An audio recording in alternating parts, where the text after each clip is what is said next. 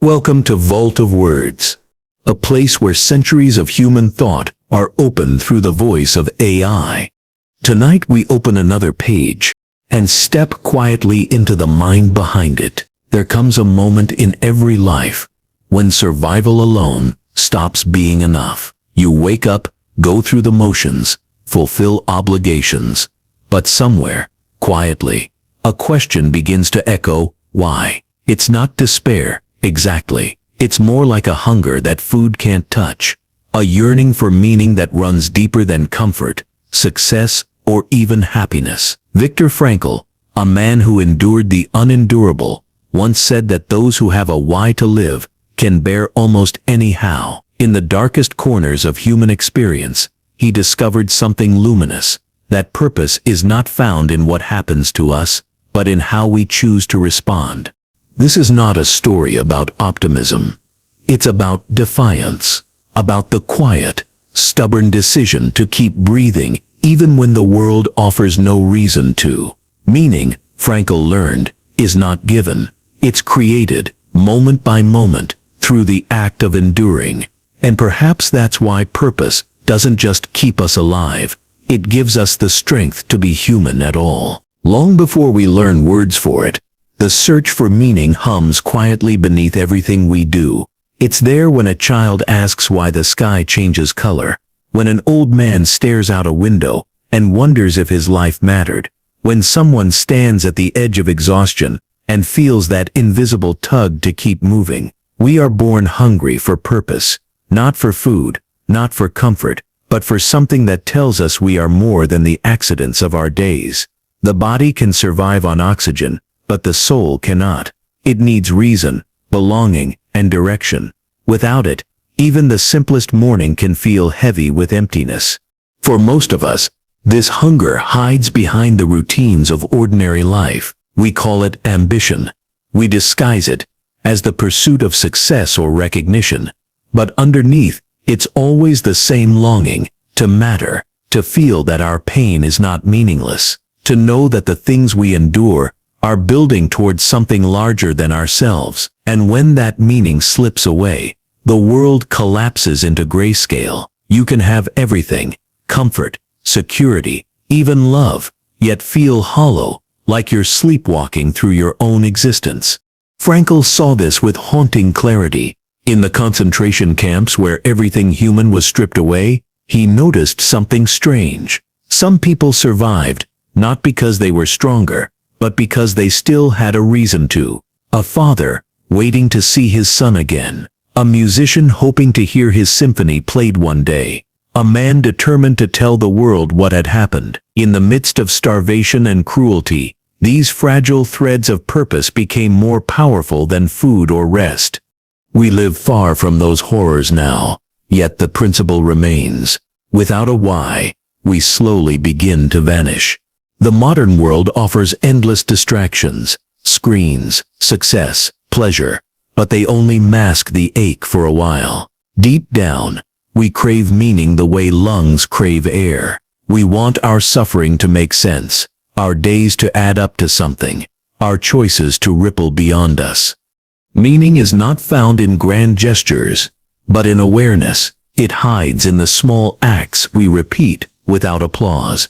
Showing up for someone, finishing what we start, forgiving when it hurts. These moments whisper to us that life is not just about enduring, it's about shaping something through that endurance. When you stop running from the silence, you begin to hear the faint heartbeat of purpose inside it. Every generation believes it is the most lost.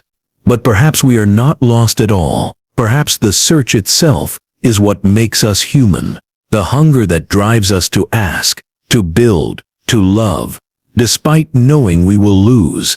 That is meaning at work, disguised as longing. And so we wake each day, not because we have found it, but because the act of seeking gives us reason enough to continue. There are moments in life when pain takes off its mask and speaks directly to you. It doesn't speak in words, but in the weight in your chest, the silence between breaths, the collapse of something you thought would last forever. Suffering arrives without invitation and refuses to leave until it has reshaped you. Most of us spend our lives trying to run from it. We medicate it, hide it, distract ourselves, rename it as stress or bad luck. But for Viktor Frankl, suffering became the language through which life finally made sense. He didn't learn this in a classroom or a quiet library. He learned it in a concentration camp, where meaning was the only thing the guards couldn't confiscate. Every day, he watched men die, not just from starvation, but from despair. When they stopped believing that their lives still meant something, their bodies followed, but others survived, not because they were stronger, but because they found purpose buried beneath the pain. Some held on to the thought of a loved one waiting for them. Others imagined a work unfinished, a message still unsent, a reason still unfulfilled. That fragile thread of purpose, almost invisible, was enough to keep them alive one more day. Frankl realized that pain is not what destroys us. It's the absence of meaning within that pain. When we cannot see a reason for our suffering, we experience it as chaos. But when we give it context, when we say this matters, this will shape me, this is not for nothing, then suffering transforms. It stops being an enemy and becomes a teacher. Pain, Frankl wrote, is the last freedom we possess, the ability to decide how to suffer. The Nazis could take his clothes, his family, his name, but not his decision to turn his suffering into testimony. This is the paradox of meaning. The worst moments in our lives often contain the clearest lessons about what truly matters. The death of someone we love teaches us the value of presence. Failure exposes what we value more than success. Loneliness shows us the shape of connection. Every form of pain, in its own brutal honesty, pulls back the curtain on truth. Comfort sedates us, but suffering wakes us. It makes us ask questions we never dared to face before. Who am I when everything I depend on is gone? What still holds value when nothing feels certain? Frankl didn't believe in avoiding suffering. He believed in responding to it. The human spirit, he said, is capable of turning tragedy into triumph, guilt into redemption, suffering into growth. But it requires one thing: responsibility. Meaning isn't handed to us. We must take responsibility for finding it, even in pain. That's the hardest part. Realizing that the universe may not owe us answers, yet we can still choose to give our suffering purpose. Think of the moments that broke you. They didn't just hurt, they revealed something. Maybe they taught you compassion. Maybe they stripped away illusions and left you with a clearer sense of truth. Maybe they reminded you that you can survive more than you thought. Suffering, when faced fully, becomes a mirror, one that reflects not what the world has done to you, but what you decide to do next. Frankl wrote that those who have a why to live can bear almost any how. That sentence isn't just philosophy, it's anatomy. The human soul bends around purpose. It organizes itself around meaning the way a tree grows toward light. Even in despair, purpose gives direction. Even when you are surrounded by ashes, it whispers, there is still something worth living for. And that whisper, repeated through countless nights of silence and cold, can become louder than fear. Suffering doesn't ask for permission. It arrives to dismantle the false walls we build around comfort and control. But once those walls are gone, something extraordinary can happen.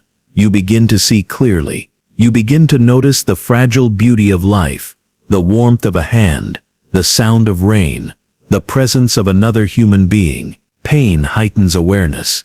It strips the world of its noise until only the essentials remain. This perhaps is what Frankl meant when he said that life is never made unbearable by circumstances, only by lack of meaning and purpose. The camps were proof. People lived through starvation, humiliation, and the constant shadow of death. Yet in that same darkness, they sang, prayed, and consoled each other. They found a strange light, not in escaping suffering, but in giving it a reason to exist. In the end, suffering became Frankl's greatest teacher. It taught him that happiness cannot be pursued. It must ensue. that life's deepest meaning often hides behind its deepest pain, and that every time we endure with purpose, we declare something profoundly human, that no matter what the world takes from us, it cannot take away our ability to choose what our pain will mean.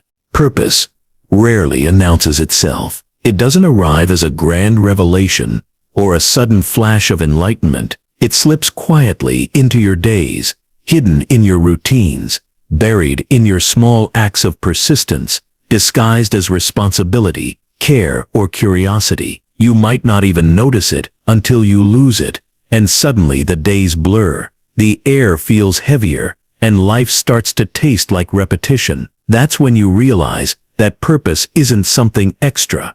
It's the invisible thread holding everything together. Without it, even joy feels hollow. With it, even suffering becomes endurable. Viktor Frankl called this thread logos, the search for meaning that defines human existence. Unlike pleasure or power, meaning cannot be forced, it is discovered. It grows when we direct our attention towards something beyond ourselves, a task, a person, a belief, a vision. Frankl wrote, "Happiness cannot be pursued, it must ensue." Meaning works the same way. It emerges when we are devoted to something greater than comfort. When our energy aligns with purpose, even ordinary moments acquire a quiet radiance. Purpose gives structure to chaos. It tells us why we wake up, why we endure, why we keep showing up when everything hurts. In the camps, Frankl saw men who had lost everything but refused to let go of their mission, to survive so they could write a book, to comfort a friend, to witness the truth. That sense of why created a center that could not be broken. He observed that the prisoners who had a goal beyond survival, something to live for, often outlasted those who did not. Purpose in that sense was not abstract. It was biological. It literally kept them alive. In the modern world, we suffer a different kind of famine, not of food, but of meaning. We have replaced the deep hunger for purpose with a buffet of distractions. We scroll endlessly, chase careers, collect possessions, and still feel empty. It's because purpose demands depth, while distraction thrives on surfaces. Meaning requires presence, the ability to stand still long enough to hear what your life is asking of you. But silence is uncomfortable, and so we run from it, mistaking busyness for direction. Yet, purpose is not something we invent from nothing. It's something we uncover by listening to our pain, our curiosity, our responsibilities, our love. Sometimes it's born from what breaks us. A parent who loses a child may find meaning in helping others survive loss. A person who has suffered addiction may dedicate themselves to guiding others toward recovery. Purpose often begins where comfort ends. It's what we build from the ruins. This invisible thread of purpose connects everything we do, even when we can't see it. When you comfort a friend, when you finish a difficult task, when you choose integrity over convenience, you are weaving meaning into your days. Each act becomes a declaration that your life is not random. Purpose transforms existence from a series of moments into a coherent story. Without it, time is fragmented. With it, even tragedy can be rewritten into narrative. But purpose isn't a constant flame. It flickers. Some days you feel it clearly, like gravity, pulling you toward what matters. Other days, it's faint, almost gone. That's when people give up, believing they've lost it forever. But purpose is not something you can lose. It's something you can only stop noticing. It lives in motion, in doing, not thinking. When you act with sincerity, even in confusion, purpose begins to reveal itself again. Frankl once said that man's main concern is not to gain pleasure or avoid pain, but to find meaning in his life. And when he finds it, everything changes: his attitude, his endurance, even his perception of suffering. To know your why doesn't eliminate the struggle, it transforms it. The burden becomes bearable because it's yours to carry. You stop asking why me, and begin asking what for. That shift, from victim to participant, is where transformation begins. Purpose doesn't demand that you be extraordinary. It asks only that you be honest about what moves you. It could be your children, your art, your work, your faith, your compassion, anything that draws you beyond yourself. When you dedicate your effort to that, life starts to echo with coherence. Meaning fills the spaces where fear once lived. Even routine becomes sacred because you understand what it serves. In the end, purpose is the unseen architecture of the soul. It holds you upright when everything else collapses. It tells you, wordlessly, that your existence is part of something larger, that your pain, your joy, your mistakes, your triumphs, are all threads in a pattern you may never fully see. And perhaps that's what makes life beautiful, that meaning doesn't need to be understood to be real. It just needs to be lived. When Frankl walked free, after years of imprisonment, he returned to the world with nothing but that truth. He began again, teaching, writing, healing, proving that even after unthinkable loss, purpose could be rebuilt, and so can ours. The thread may grow thin, but it never truly breaks. It only waits for us to pick it up again and keep weaving. Chaos has always been the natural state of the world.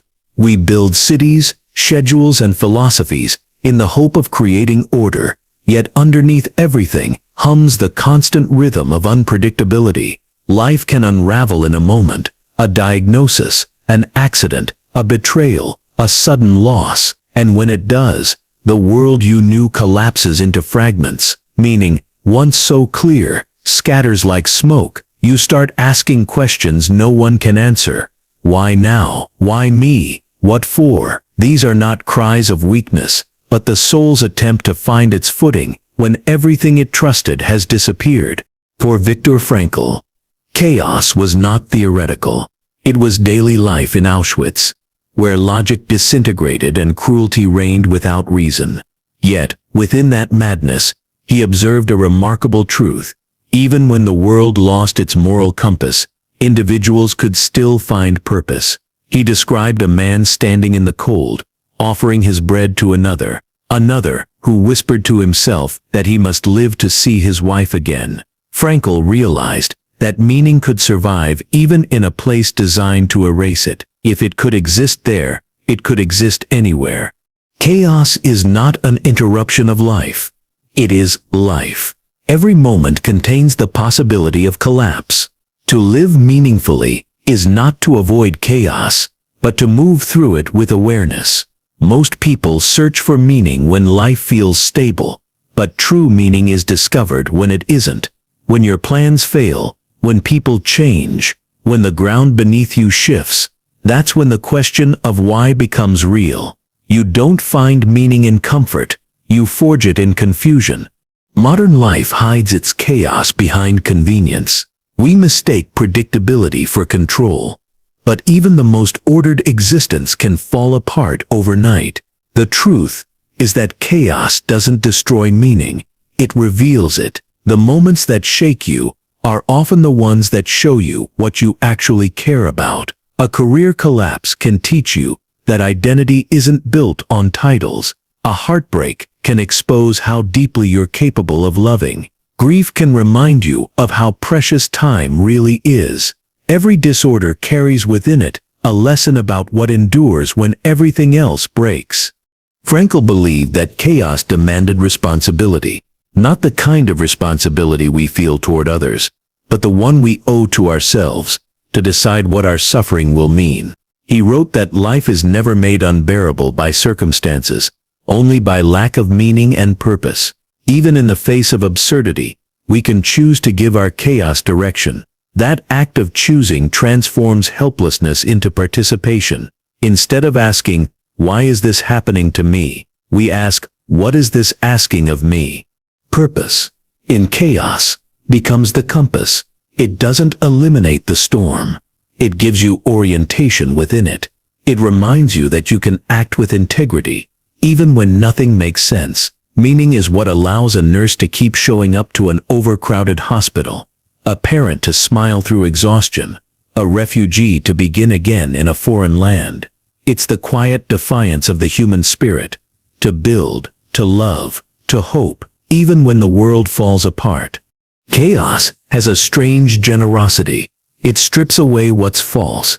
It tears down illusions of permanence and control, leaving you face to face with what's real. You learn that you are not your possessions, not your achievements, not your image. You are what remains when all of that is gone. And what remains, if you let it, is the will to find meaning again.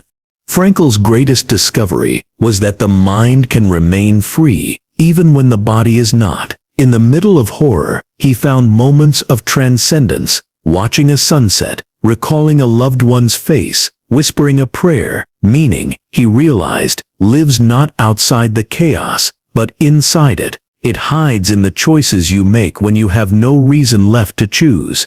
When chaos visits your life, as it always will, you have two options. You can drown in its noise, or you can listen to what it's trying to say. Because chaos doesn't just destroy, it rearranges.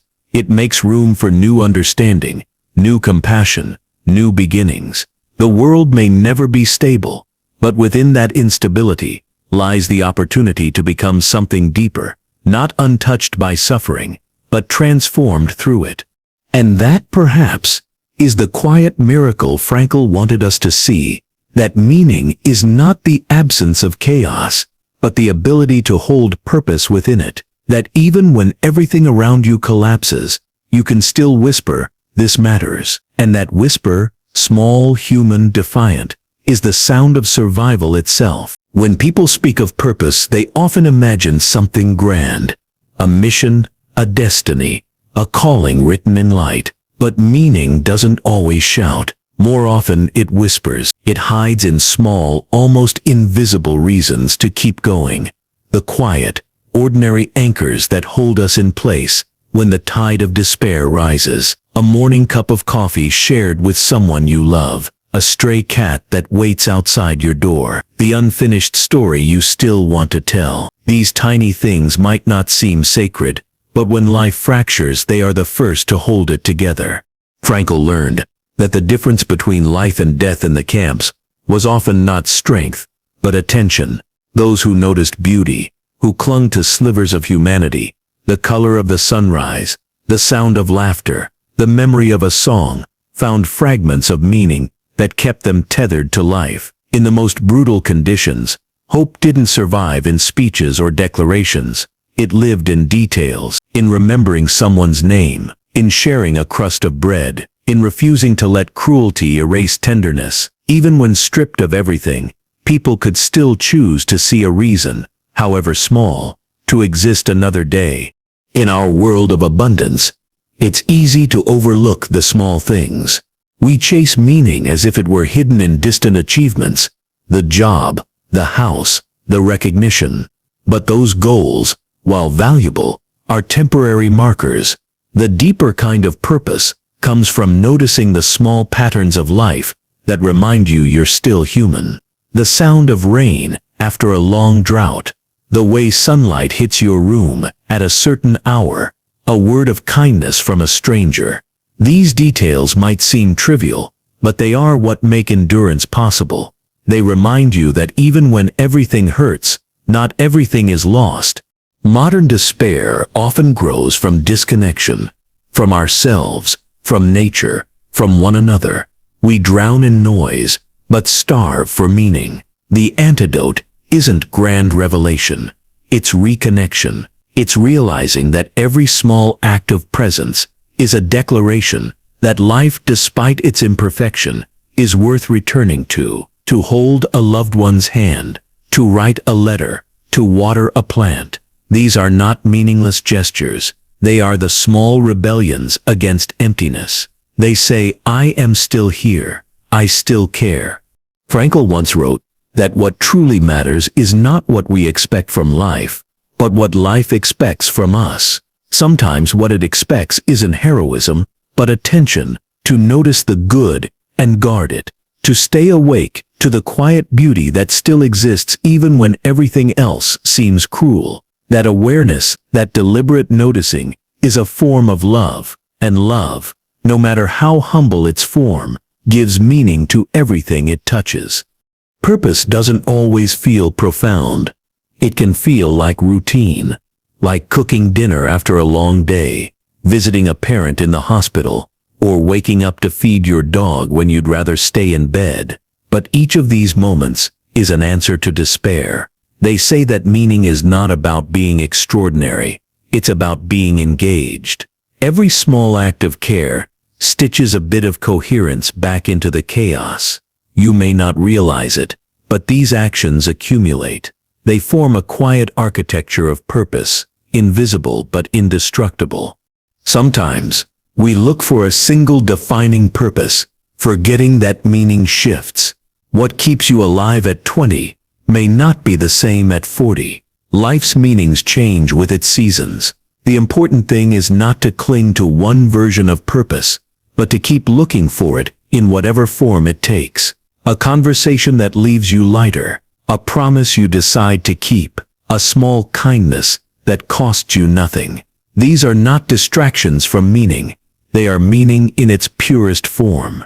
Frankl's message was never that purpose eliminates pain. It's that purpose redeems it. The smallest reason can be enough to endure the greatest suffering. A single image of a loved one's face, of a work not yet finished, of a dawn not yet seen, can be the bridge between despair and survival. These moments remind us that the human spirit does not survive on logic, but on connection. To care for something outside yourself, even slightly, is to remain human, even in the dark. When you feel lost, you don't need to search for enlightenment. You only need to find one small reason to stay. It could be as fragile as a hope, as fleeting as a memory, as soft as a voice saying your name. Hold on to that. Protect it. Let it remind you that meaning is not always loud or clear. Sometimes it's as subtle as a heartbeat, and if you listen closely, you'll realize that the smallest reasons are often the strongest ones. They save us not by changing the world, but by giving us the strength to face it. Frankl said that even in the depths of suffering, life never stops asking us questions. The way we answer, through our choices, through our compassion, through our persistence, is what defines us. And maybe in the end, that's the secret. Life doesn't need a grand purpose to be meaningful. It only needs 1,000 small reasons to keep loving, to keep trying, to keep breathing. Those small reasons, humble, human, alive, are what truly keep us from falling apart. There is a quiet moment that comes after survival. The point when the noise fades, when the suffering no longer screams, and what remains is the faint hum of a question. What now? It's the question that follows every tragedy, every ending, every victory that still somehow feels incomplete, because the search for meaning never really ends. Even when we've found reasons to live, new chapters of life open with fresh uncertainties, and the soul begins its dialogue again, the unfinished conversation with existence itself. Viktor Frankl understood this. When he walked out of the camps, alive but hollow, he did not find peace waiting for him. He found emptiness. The people he loved were gone. His old world was ash. Yet even in that desolation, something in him whispered that life still expected something from him, that he had to rebuild, to speak, to teach. And so he began again, not because he had answers, but because the questions themselves demanded a response. That is the essence of the human spirit, to continue the dialogue with life, even when it seems one-sided, to ask, to seek, to create meaning, again and again, as long as breath remains. Meaning, Frankl discovered, is not a destination we reach once and for all. It's a living process, a conversation that evolves as we do. Some days it feels like understanding, other days like silence. There are seasons of clarity, when your purpose glows brightly, and seasons of fog, when it feels impossibly far. but both belong to the same rhythm. Even in confusion, meaning works in the background, quietly shaping you through the act of searching. The dialogue never stops, not because life always answers, but because we are built to keep asking. The beauty of Frankl's philosophy lies in its humility. He didn't promise that meaning would erase suffering or guarantee happiness. He simply showed that the act of seeking meaning gives life coherence. When we forget that, when we silence the dialogue, despair grows. But when we keep engaging, when we reflect, create, forgive, and contribute, meaning becomes a current that carries us forward. Even small efforts matter. Writing a single honest sentence, listening without judgment, helping someone find their strength. These are ways the soul continues its unfinished work. You might think purpose ends once you've found peace, but peace itself carries questions. How will you use the life you've been given? What will you make of your pain? What will you leave behind for those who come after? The conversation deepens with every passing year. We may outgrow certain meanings, but the hunger for significance remains constant. It's what connects us to every generation before us, all of them asking, in their own way, what it means to live well, to suffer wisely, to love, despite knowing it will end. The conversation also continues in grief. When we lose someone, the dialogue doesn't end. It changes form.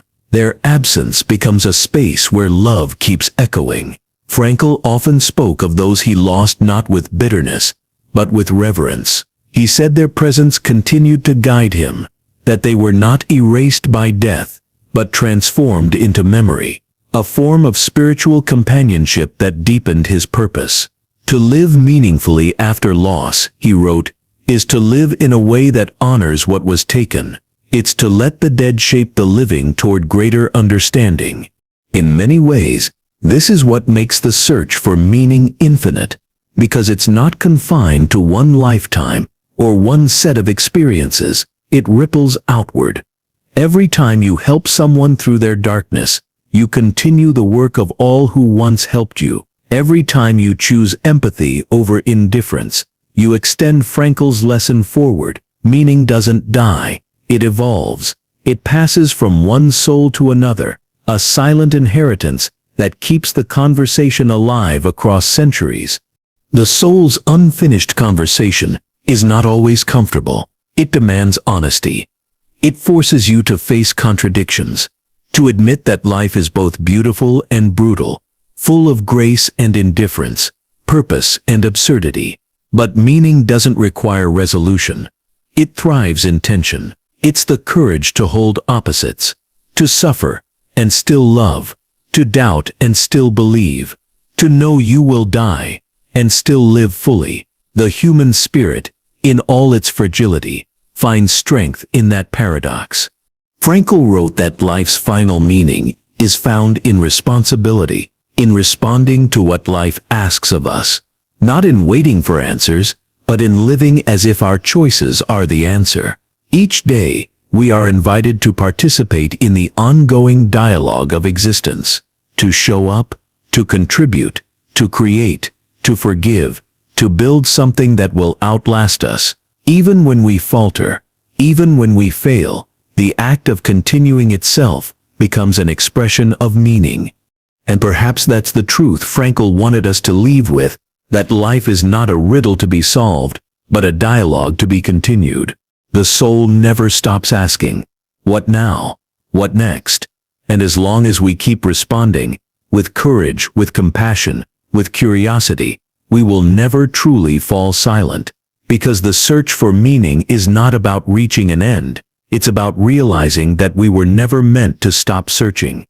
And so the conversation continues, through our work, our art, our relationships, our silence, every act of kindness, every attempt to understand, every breath drawn in defiance of despair, adds another line to the great dialogue of humanity. Frankl's voice, echoing through decades, reminds us that we are not here to conquer life, but to collaborate with it, to meet it halfway, question by question, choice by choice. When you look back at your own life one day, you may find that the moments that mattered most weren't the ones when everything made sense, but the ones when you kept going, despite not knowing why. Those were the moments you participated most deeply in the conversation. Meaning doesn't end with comprehension. It ends with surrender, not the kind that gives up, but the kind that finally understands that searching is the answer. In the end, all that survives us are the meanings we created, not the things we owned, not the titles we carried, not even the comfort we built around ourselves, but the quiet imprints of how we lived, how we endured, and how we loved. Every human life, Viktor Frankl believed, is a question to which the person themselves must become the answer. And that answer is not written once, it's written daily, in 1,000 small gestures, in choices made when no one is watching, in the way we meet both joy and pain, without losing the will to understand them. When we die, the world continues, but meaning, the one we crafted, lingers. It remains in the people we touched, in the kindnesses we offered, in the courage we inspired. Frankl often said that the meaning of life differs from person to person, from day to day, and from hour to hour. It is never general, never abstract. Meaning is particular. It's alive. It meets us in the immediacy of this moment, in the work before us, the person beside us, the breath we still have left to take. To live meaningfully is not to live perfectly. It is to live attentively, to look at suffering and ask not why me, but what can I do with this? To look at love and ask not how long will this last, but how deeply can I give myself to it while it does. Purpose, when lived honestly, makes philosophers of us all, not in theory, but in practice. It turns daily existence into dialogue. You speak, life answers. You stumble, it redirects. You lose, it whispers, find something new to build from this. Meaning, like light, always finds a way through the cracks. Frankl's greatest insight, born from horror refined by hope, was that even when everything collapses, one freedom always remains, the freedom to choose one's attitude. That freedom is sacred. It's the last refuge of humanity when everything else is taken. It's what allows someone, even in their final hour, to say, I still choose to see beauty. It's what allows a broken heart to forgive, a weary spirit to rise again, a lost soul to keep searching. That choice, quiet, internal, uncelebrated, is the root of all meaning.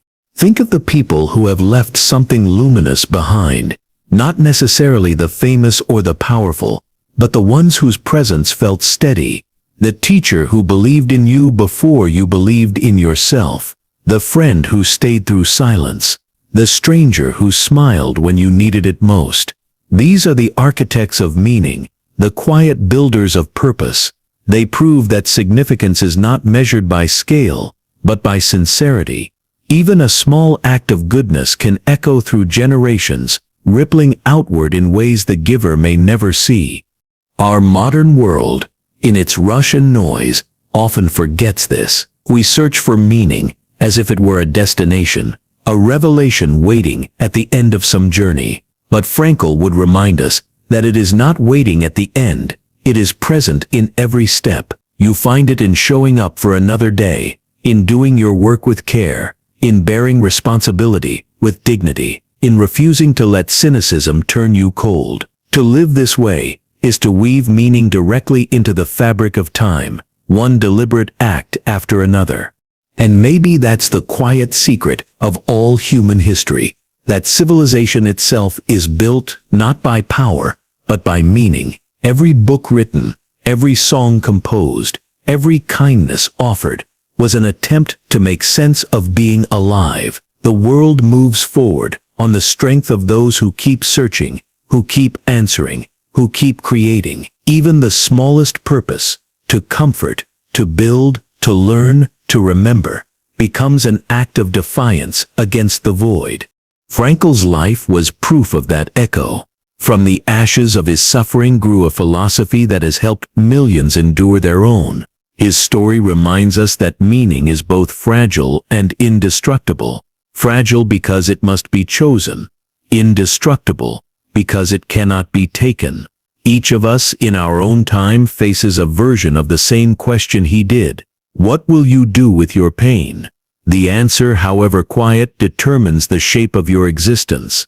Someday, when you stand at the edge of your own life, you will look back and see that meaning was never a single revelation, but a mosaic, pieces of pain, joy, loss, love, endurance, laughter, silence. Each fragment, in its time, seemed incomplete, but together, they will tell a story only you could live. And that story, whether whispered or written, will be your contribution to the unfinished conversation of existence.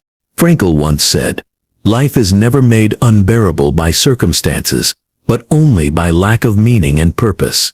As long as we continue to seek, to choose, to give, life will never truly be unbearable, because every act of meaning, however small, is an act of creation, a defiance of despair. And when you are gone, your meanings will remain, not in monuments or memories, but in the unseen ways you changed the texture of the world. Somewhere, someone will endure because you once did. Somewhere, someone will find hope because you once believed. That is how meaning survives death, as continuation, as echo, as grace. So when the days grow heavy, remember the search itself is the purpose. You don't have to have the answers. You only have to keep asking the questions with honesty.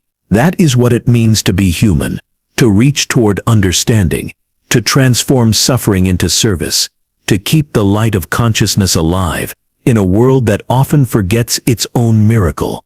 Perhaps that is what Frankl meant all along, that life, even at its most painful, is a conversation worth staying for, and that as long as we keep speaking, through kindness, through courage, through the quiet persistence of care, the dialogue between humanity and meaning will never end.